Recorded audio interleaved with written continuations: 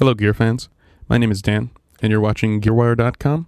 This is an instructional screencast regarding the UAD LA2A, the faithful, quote-unquote, representation of the Teletronix LA2A of legend. Now, I went to school for recording, and in our studio at the school, we had an actual URI LA2A. Slightly different from the Teletronix, but similar design, supposed to be the same thing. But tube limiter, tube leveling amplifier, as they're called.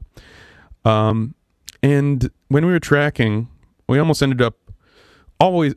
always ended up putting the bass DI through the LA2A to sort of give it a bit more of something. I'm not sure exactly what, but a bit more, let's call it niceness. And I'm going to attempt to do the same thing here using this UAD's recreation of it. This is a jam session that I recorded for one reason or another.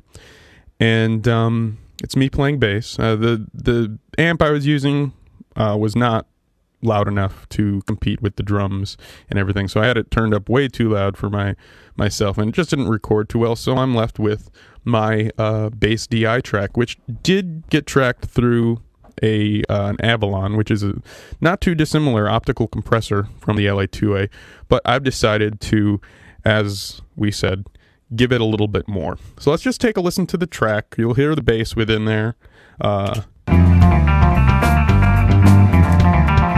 So there's our track, and let's go ahead and solo our bass. So it's all right. It's fairly level. It is somewhat compressed, but of course we just want to give it that extra little bit of oomph.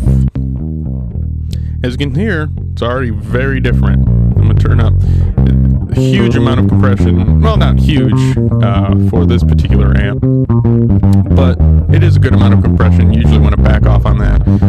I don't know. You can compress the hell out of it if you want, and that gives you its own sound. Let's hear what it sounds like in the mix. Make sure we're not peaking.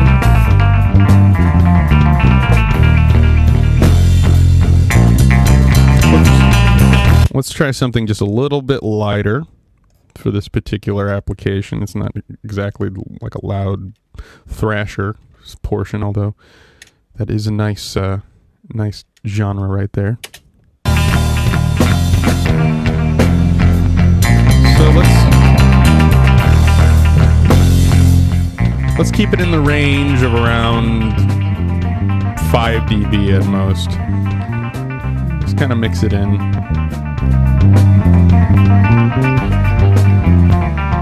That's off.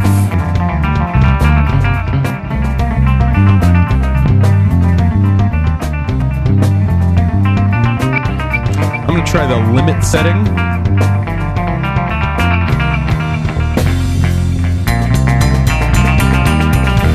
Take a solo of that in the limit setting.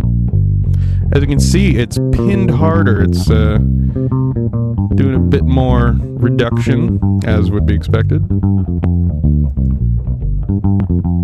And basically, what that would do is just change the ratio, up the ratio of compression.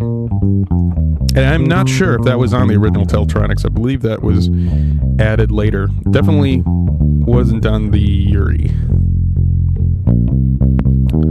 All right. So we spent a few minutes.